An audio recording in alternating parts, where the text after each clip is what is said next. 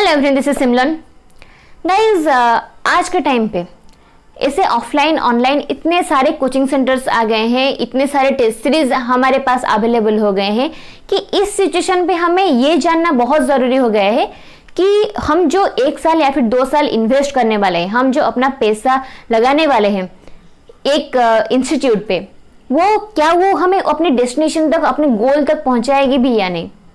तो पहली बात मैं क्लियर कर देती हूँ, अगर तुम ये सोच के इंस्टीट्यूट ज्वाइन करने वाले हो या फिर टेस्ट सीरीज ज्वाइन करने वाले हो कि तुम अगर ये कोचिंग इंस्टीट्यूट ज्वाइन कर लो तो तुम्हारा मार्क्स इंप्रूव हो जाएगा, तो तुम नीट क्लियर कर दोगे, ये चीज़ नहीं है। ये चीज़ बहुत ही ज़्यादा गलत है, क्योंकि अल्टीमेटली जो तुम्हें अपने डेस्टिनेशन तक पहुंचाएगी वो है तुम्हारा डेडिकेशन, तुम्हारा डिटर्मिनेशन, तुम कितने घंटे पढ़ रहे हो, कितने घंटे इफेक्टिवली पढ़ रहे हो। ये सारी चीज़ें बहुत ज़्यादा मैटर करती हैं कि उससे कि तुम किस इंस्टीट्यूट से बिलोंग करते हो। तो चलो आज हम ऑफलाइन कोचिंग सेंटर के बारे में डिस्कस करते हैं। जब हम ऑफलाइन कोचिंग के बारे में सुनते हैं तो पहली 2 चीज़ें हमारे दिमाग में आती है, वो है आकाश या फिर आलेन।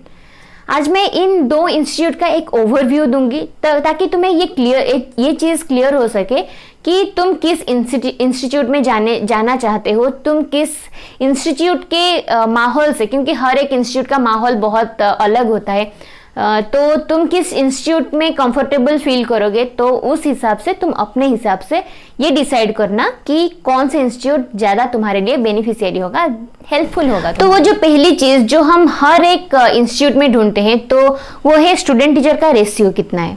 हम एक साथ बैठ के कितने लोगों के साथ compete कर रहे हैं, हमारे क्लास में कितने बच्चे हैं जो कि हमसे ज़्यादा मार्क्स लाते हैं। ये बहुत अफेक्ट करता है जब तुम ऑनलाइन टेस्ट देते हो कि तुम्हारा रैंक इतना शो कर रहा है और तुम ऑफलाइन टेस्ट दे रहे हो। तो अगर हम एनालाइज करें, आलेन में 200 बच्चे एक तुम्हारे क्लास में होंगे, तुमसे compete कर रहे होंगे एक साथ, और डाउट क्लियर के लिए जूनियर फैकल्टीज हैं तुम्हारे, तुम अपने रेस्पेक्टिव टीचर्स से भी डाउट्स पूछ सकते हो।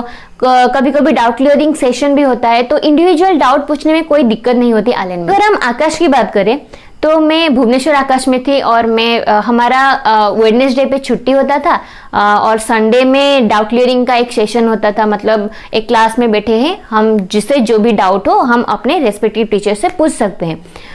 अगर मैं आकाश की, जो मुझे पर्सनली अच्छा लगता था वो है कि हमारा जो क्लास के पहले डेली टेस्ट होता था, डेली टेस्ट में अगर हमारे आज खराब नंबर आए हैं तो हम आज के टॉपिक पे फोकस करते थे।